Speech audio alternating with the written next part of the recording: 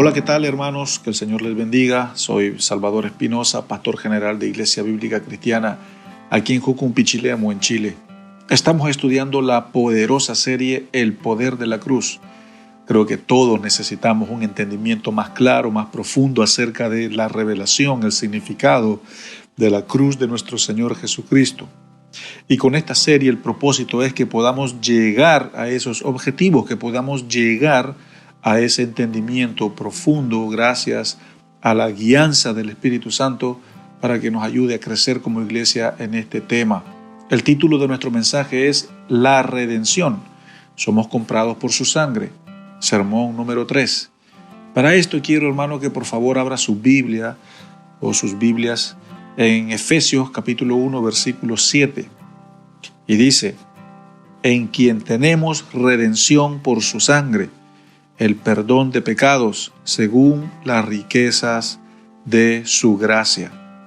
Padre, pedimos la guianza de tu Espíritu Santo a medida que entregamos esta reflexión, este mensaje bíblico. Oramos para que sea de beneficio y de mucha santificación también para nuestros hermanos que nos escuchan y también para nuestra iglesia. Que tu Espíritu nos guíe y nos revele a Cristo. Amén. Hermanos, estamos estudiando el poder de la cruz. La cruz es el centro de nuestra fe. La cruz es el centro de la iglesia. La cruz es el centro de nuestra vida eterna, de nuestra salvación. La cruz es el centro de nuestra vida nueva en Cristo. La cruz es el centro de nuestro hogar, de nuestro matrimonio, de nuestra familia, de nuestros hijos. La cruz es el centro de mi fe. Todo lo que yo soy y lo que hago y lo que creo por medio de la gracia está basado en el poder de la cruz. Es muy importante que cada uno de nosotros podamos entender a profundidad qué significa, qué ocurrió en la cruz. Y hoy día estamos con la redención. Miremos la esclavitud y la redención al mismo tiempo, porque la esclavitud y la redención, esto es como una moneda que tiene dos caras. No podemos hablar de la esclavitud sin hablar de la redención, y no podemos hablar de la redención sin hablar de la esclavitud. Así que para entender la redención, primero hablemos de la esclavitud, obviamente en el Antiguo Testamento, que es donde todo inicia. Había diversas maneras de adquirir la redención en el Antiguo Testamento, como también habían diversas maneras de convertirse en un esclavo. ¿Cómo hacía una persona para convertirse en un esclavo? ¿Cómo se llegaba a ser un esclavo en la Biblia o en el Antiguo Testamento? Razón número 1, haciéndolos prisioneros durante las guerras. Las personas iban, o el pueblo iba, conquistaban en la guerra, tenían la victoria, y a las personas, a los esclavos, a los rehenes, en vez de matarlos o dispersarlos, los convertían en esclavos, y eso era muy ventajoso para el ejército porque eran considerados herramientas de trabajo. Razón número 2, por la compra o por la venta de marchantes de esclavos, es decir, habían personas que se dedicaban a ir o a andar de ciudad en ciudad vendiendo esclavos. Razón número 3, por nacimiento en la casa de un amo que tenía esclavos, es decir, si yo soy un amo que tengo esclavos y una de mis esclavas va a tener un hijo, entonces ese hijo al nacer automáticamente es parte del grupo de los esclavos también, ya nace en esclavitud. Razón número 4, por compensación, es decir, si el ladrón o el deudor era incapaz de restituir lo que había robado, entonces esa persona era vendida o entregada como esclavo para pagar su deuda también. La familia de ese ladrón o de ese deudor también pasaba a ser pertenencia del dueño. Es decir, si yo debo algo y no puedo pagarlo, si yo robaba algo y no podía pagarlo, entonces yo me entregaba como esclavo, pero también mis hijos y mi esposa pasaban a ser también esclavos. Razón número 5. Los israelitas indigentes podían también entregarse voluntariamente a ser esclavos, o podían también vender a sus hijos a la esclavitud. Estas eran las razones más comunes, más típicas de convertirse en un esclavo. El precio de los esclavos variaba según la época y las circunstancias. El estatuto legal y el trato de un esclavo hebreo o judío era muy diferente al estatuto legal y el trato de un esclavo extranjero. Al esclavo hebreo o judío no se le podía maltratar ni se le podía dejar ir sin las manos vacías. Tenía que entregársele o allí de repente una ovejita, de repente allí un toro, una vaca o algo para que esa persona lograra su libertad, no con las manos vacías. Si se trataba de una mujer, si la esclava era una mujer, los derechos de esa mujer o muchacha quedaban salvaguardados gracias a unas normas específicas y distintas. Habían normas distintas que aplicaban para las mujeres esclavas. Los esclavos extranjeros eran considerados como parte integrante de la comunidad de Israel y celebraban también con sus amos las fiestas religiosas, ofrecían también sacrificios, disfrutaban del día del reposo. Entonces el esclavo extranjero que tenía amos israelitas básicamente se sacaba la lotería porque disfrutaba de buenos beneficios solo por el hecho de tener un amo israelita. La ley de Moisés impedía entregar al esclavo fugitivo a su dueño. La ley de Moisés ordenaba darle asilo a esa persona que andaba huyendo y que se le permitiera también instalarse donde bien se le pareciera en el país. Esa era una ley que amparaba a los esclavos que andaban fugitivos. Era en contra de la ley agarrarlos e irlos a entregar, sino que había que darles hospitalidad, había que recibirlos. Estaba prohibido también, bajo la pena de muerte, apoderarse de personas o venderlas o secuestrarlas. Si de repente yo iba caminando por allí y encontraba un esclavo que estaba quizás allí tirado porque no tenía nada para comer y o a lo mejor tenía hambre o estaba débil, tenía frío, yo no podía agarrarlo y decir este es mío. Yo no podía agarrarlo, tomarlo y decir lo voy a ir a vender para ganar dinero o lo voy a secuestrar para que su dueño me dé dinero. Eso era prohibidísimo. Si yo lo encontraba tenía que ayudarlo, tenía que darle asilo, tenía que bendecirlo. Allí podemos ver cómo Dios era hasta bondadoso y generoso con los esclavos. Pero no hay prueba ninguna de que hubieran existido en Israel mercados de esclavos. Eso sucedió más adelante en el Nuevo Testamento, cuando Roma gobernaba a lo que era Judea. Ellos sí tenían mercados de esclavos, los romanos, pero en este momento estamos hablando del Antiguo Testamento. En la cultura de Israel, el tema de la esclavitud era muy común, era muy común. Pero la práctica de la esclavitud de las naciones vecinas como los amorreos, los filisteos, todos los amonitas eran crueles con sus esclavos. Los mataban, los maltrataban, los violaban, los trataban mal. Pero la esclavitud adentro de la nación de Israel era maravilloso.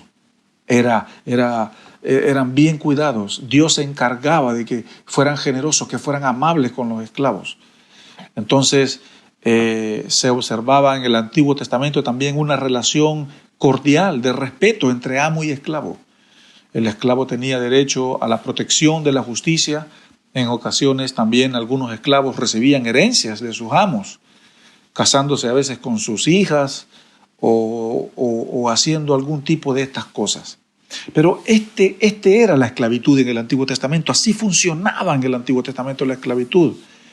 Algo que es importante que usted también entienda, mi hermano, es lo siguiente: el año del jubileo.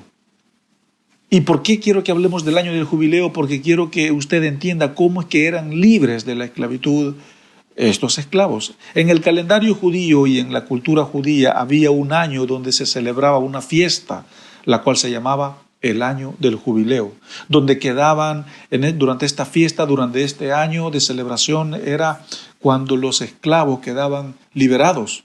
Todos los esclavos, ya sean hebreos principalmente o ya sean extranjeros, tenían el derecho a ser liberados. La ley de Moisés los amparaba y decía que ellos tenían que ser liberados, a menos que voluntariamente dijeran: no tengo casa, no tengo a dónde irme, no tengo una dote, no tengo una parentela, no tengo nada, entonces no quiero ser libre, prefiero seguir siendo tu esclavo. Si era de manera voluntaria, entonces estaba bien, podía seguir, pero la ley decía de que durante el año del jubileo todos tenían que soltar, abrirle las puertas a sus esclavos. Entonces, por eso se llamaba el año del jubileo, de júbilo, de alegría, de gozo, porque era el año en el que ellos salían de la esclavitud. Entonces, ellos, por derecho de la ley, tenían que volver, ¿no es cierto?, a la propiedad de sus padres en el año del jubileo. Algunos recuperaban sus tierras, recuperaban lo que habían prestado o las deudas que se habían metido, eran libres de eso. En el caso de la mujer, durante el día del jubileo, si era tomada cautiva, entonces era tomada, tenía distintos derechos.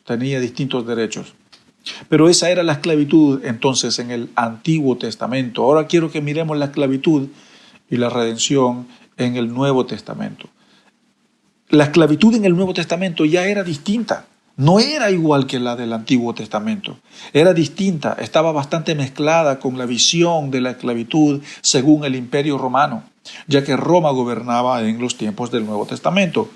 Entonces la esclavitud en el Nuevo Testamento ya tenía otras modalidades, ya tenía varios distintivos, no era la misma que la del Antiguo Testamento. Eran bastante similares, pero eran ya bastante distintas. Y para que usted pueda entender, hermano, el significado de la esclavitud ya en el Nuevo Testamento, yo le animo a que usted pueda leer la carta de Filemón. Entonces, ¿qué significa la redención? El término redención significa liberado, significa devuelto, significa rescatado. Eso significa redención. La palabra redención va siempre de la mano con la esclavitud, como lo dijimos anteriormente, y la redención también va de la mano con la esclavitud. Esclavitud y redención son las dos caras de la misma moneda. Los israelitas fueron redimidos, por ejemplo, de la esclavitud de Egipto. Los israelitas fueron redimidos también de la esclavitud de Babilonia. Los israelitas, si bien estaban en una esclavitud física, pero también estaban en una esclavitud espiritual, en mente, en corazón, en cultura. Entonces Dios los saca de esa esclavitud. En el Nuevo Testamento hay dos términos que se traducen como redención. Primero es lutrosis, que significa desatamiento, significa liberación, significa rescate. Ese es el primer significado de las palabras en el Nuevo Testamento acerca de redención. Ya, el segundo es exagorazo. Exagorazo. Esa es la segunda palabra, que significa comprar en un mercado. Ese es el otro significado de la palabra redención en el Nuevo Testamento. La primera es lutrosis, que significa desatamiento, liberación y pagar un rescate. Y la segunda palabra, que depende del contexto, es exagorazo, que significa comprar en un mercado. Entonces, aquí tenemos ya las dos definiciones de esclavitud y de redención, tanto en el Antiguo Testamento como en el Nuevo Testamento. Hemos hablado cómo es que llegaba la persona a ser un esclavo y cómo también la persona llegaba a salir de la esclavitud. La esclavitud fue algo muy normal, fue algo muy común en el Antiguo Testamento y de hecho también lo fue en el Nuevo Testamento. La Biblia está muy conectada a lo que es la esclavitud. La Biblia habla mucho acerca de la esclavitud.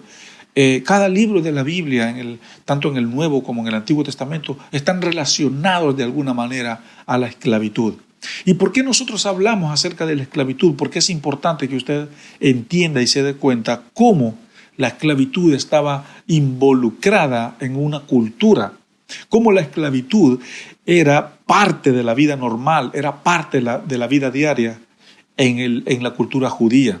En el Nuevo Testamento se cree que quizás habían la misma cantidad de ciudadanos en la ciudad de Roma como también eran la misma cantidad de esclavos, es decir, era un esclavo, un ciudadano normal, un esclavo y un ciudadano, era como uno y uno, era tan común, era tan normal en los tiempos del Nuevo Testamento. Entonces, como bien estamos hablando acerca de la esclavitud, hay algo que a nosotros nos sacó, hay algo que a nosotros nos compró, hay algo que a nosotros nos desató, nos liberó, nos rescató, nos redimió. Hay algo, y eso se llama Jesucristo, eso se llama la cruz, eso se llama el sacrificio perfecto. Quiero que también usted entienda que ha sido el cristianismo quien se ha encargado de cambiar la mentalidad de tener esclavos a través de la historia, o básicamente desde Cristo, desde el año 0 hasta el año 2022, a través de la historia, ya sea en Europa, en Estados Unidos, en África, en Asia, en Oceanía, en Sudamérica, en el Caribe. Ha sido el cristianismo, ha sido el evangelio, ha sido la iglesia la que se ha encargado de cambiar la mentalidad de tener esclavos. Ha sido la iglesia la que ha llevado a los esclavos y a las naciones a su total liberación.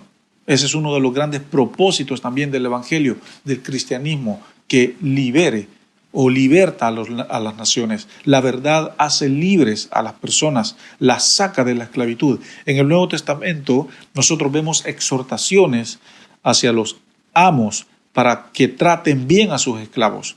Vemos en el Nuevo Testamento cómo Pablo habla y exhorta a los amos a que traten a sus esclavos con humanidad, con dignidad, con igualdad, recordándoles los derechos que han recibido de parte de Dios.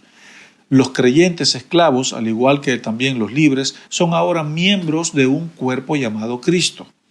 ¿Ya? Esto es en un sentido espiritual y por ello son participantes del Espíritu Santo y de la Iglesia de Dios. Es decir, hoy en día, si bien ya básicamente no hay esclavitud, ¿no es cierto? En países no hay leyes que básicamente amparen o apoyen a la esclavitud, pero sí hay muchos esclavos espiritualmente, hay muchos esclavos en la mente, esclavos en el corazón, esclavos en el cuerpo, esclavos del pecado, de la prostitución, del homosexualismo, hay esclavos de las drogas, hay esclavos del pecado, hay esclavos de la hechicería. Hay esclavos de la muerte, hay esclavos del pecado, hay esclavos también del infierno, por decirlo de alguna manera. Existe hoy en día en la humanidad una cultura de esclavitud, pero es una esclavitud espiritual. Y a esta esclavitud espiritual el mundo le llama libertad. Pero eso no es libertad para nosotros. ¿Cómo hacemos nosotros entonces esta conexión? En el Antiguo Testamento ya hemos dicho cómo una persona llegaba a ser un esclavo y cómo también el día del jubileo esa persona era redimida, era rescatada. También hemos hablado en el Nuevo Testamento que básicamente era lo mismo, a diferencia de que era como Roma estaba gobernando, era distinto. Entonces, hermanos, usted tiene que entender que Cristo nos ha redimido a todos los creyentes y a su iglesia de la maldición de la ley. Gálatas 3:13 y Gálatas 4:15 nos hablan acerca de esto. Cristo compró y pagó por nuestra libertad. Y de aquí viene la palabra redimidos. Somos redimidos, pero solo los creyentes son redimidos. En ocasiones nos confundimos y decimos que la redención es universal, que es para todos. Y bueno, sí, de alguna manera sí lo es. Es una puerta abierta, es una puerta, que está allí, pública, abierta, para todo el que quiera entrar por ella. Pero solo el que entra por esa puerta logra la redención. No significa que la redención es para todos, es solo para el que entra por esa puerta, que se llama gracia, se llama cruz, se llama sacrificio perfecto. Entonces, son redimidos solo los que entran a esa puerta, solo los que están en Cristo. El que no está en Cristo no es un redimido, es un esclavo del pecado, está apartado de Dios y la ira de Dios está sobre él. Entonces, así como la esclavitud en el Antiguo Testamento y en el Nuevo Testamento se trataba de un amo o de un dueño hacia sus esclavos, entonces, si hoy en día ya nosotros no tenemos esclavitud, ¿quiénes eran o quiénes son hoy en día mis amos? ¿Quiénes son hoy en día mis dueños? ¿Ya? Es importante que nosotros entendamos esto. Hermanos, lo primero, antes de yo venir a Cristo, mis amos eran el pecado. los deleites de la carne. Esos eran mis amos, esos eran mis dueños, esos eran los que me dominaban, dominaban mis miembros, dominaban mi voluntad, dominaban mis ganas, dominaban mi corazón, mi mente, mi espíritu, me manipulaban como una marioneta, porque yo estaba atado, era posesión de ellos. Pero gracias a Cristo que me compró y me redimió por su sangre, ellos ya no son mis amos. Ya no son mis dueños, el pecado ya no es mi dueño, ya no le pertenezco, ya no le pertenezco tampoco al enemigo. Ahora yo tengo otro dueño, ahora yo tengo otro amo y se llama Jesucristo, mi Señor. También se llama el Padre, el Creador de todas las cosas. Él es mi nuevo dueño, Él es mi nuevo amo. Él fue el que me compró, por decirlo así, en el día del jubileo, que fue el día en que Él murió. Entonces esos eran mis amos, esos eran mis dueños, el pecado, la muerte y el infierno. La muerte se había apoderado de mí, el infierno era lo que a mí me esperaba porque yo tenía como amo y como dueño al enemigo. Y la cruz fue y ha sido mi día de jubileo. La cruz fue mi día en el que Cristo me redimió. Entonces, ¿dónde vemos redención nosotros en la Biblia? Lo vemos en muchas partes. Lo vemos en muchas partes. Quiero mencionar simplemente dos aspectos. El primero fue Job. Job dijo, yo sé que mi Redentor vive. Y Job estaba en las ruinas. Job estaba arruinado. Job estaba en la desgracia. Hermanos, y así es como el pecado a nosotros nos pone en la desgracia. Así es como la mentira nos pone a nosotros en la desgracia.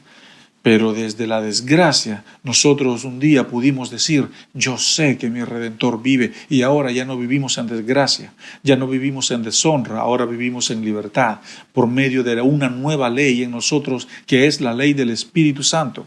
Esa ley es la que nos gobierna y la que nos guía a toda verdad. Entonces también tenemos en otro pasaje o en otro libro la historia de Booz y Ruth. Tenemos esta historia de amor, una historia maravillosa. Aquí vemos redención en esta historia, la historia de Ruth y Booz. Noemí era la viuda, que era la nuera de, era la suegra de Noemí.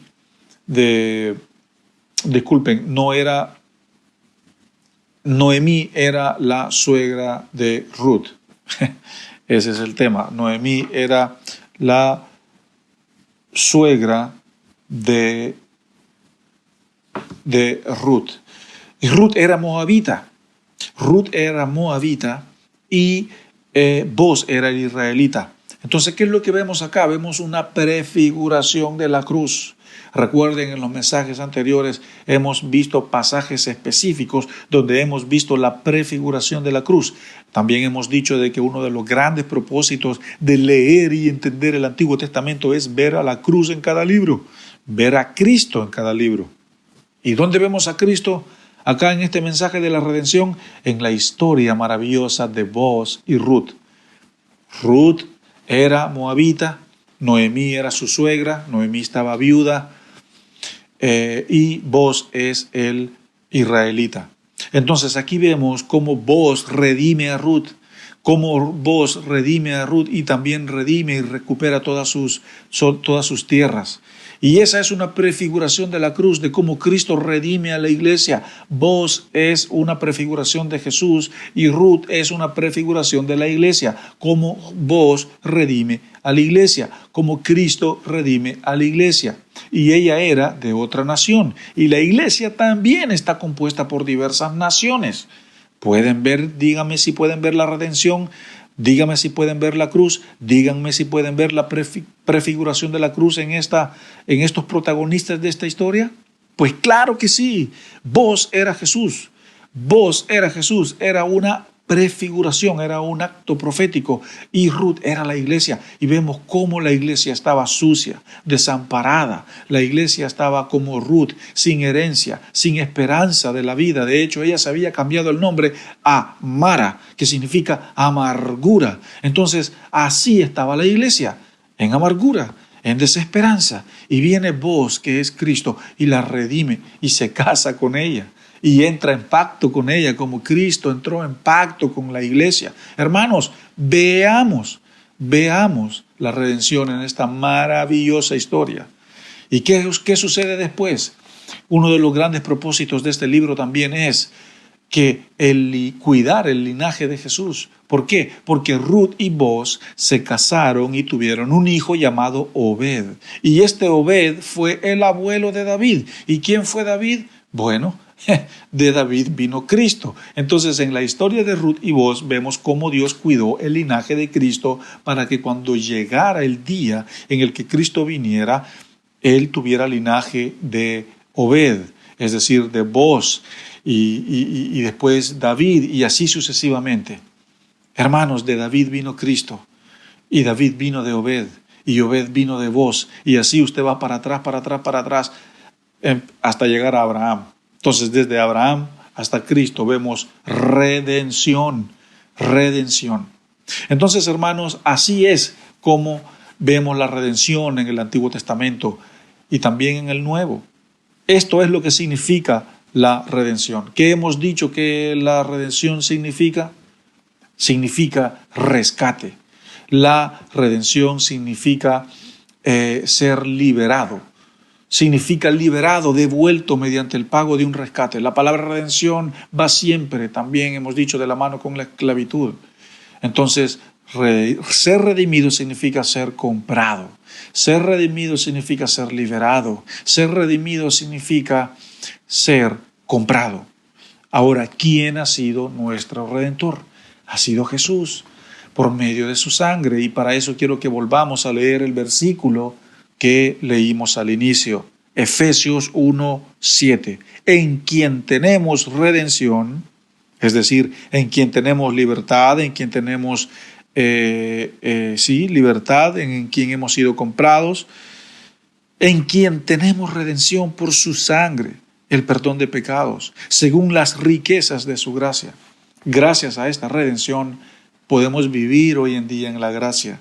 Entonces, hermanos, pero quiero que usted entienda que gracias al derramamiento de la sangre de un cordero divino, de un cordero perfecto que fue agradable a Dios, gracias a eso yo fui comprado. En el sermón anterior hablábamos acerca de la diferencia entre la expiación y la propiciación. En el primer mensaje hablábamos también acerca de la sustitución, el justo muriendo por los injustos. Entonces vamos en secuencia. Hemos entendido y hemos hablado en los mensajes anteriores el significado de la sangre, cómo la sangre fue puesta en el expiatorio, cómo la sangre fue rociada, cómo la sangre también fue rociada en el macho cabrío y en el otro macho cabrío que se llevaba el pecado para fuera del campamento. Entonces hay un gran significado en la sangre.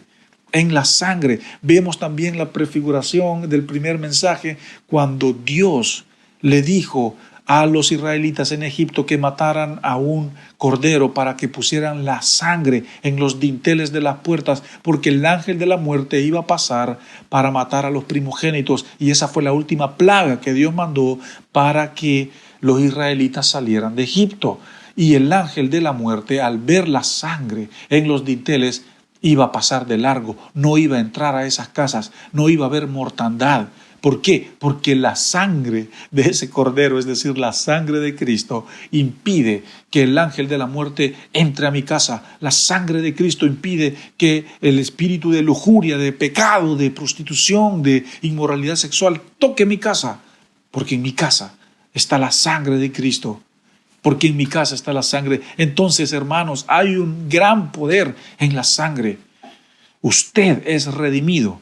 Usted es rescatado, usted es comprado gracias a la paga y al costo de un vital líquido que se llama sangre, donde están los nutrientes de la vida, pero no cualquier sangre, sino que la sangre carmesí, la sangre roja del Cordero de Dios, el Hijo de Dios, Jesucristo, nuestro Salvador, sin muerte, sin derramamiento de sangre, no hay redención ni remisión de pecados.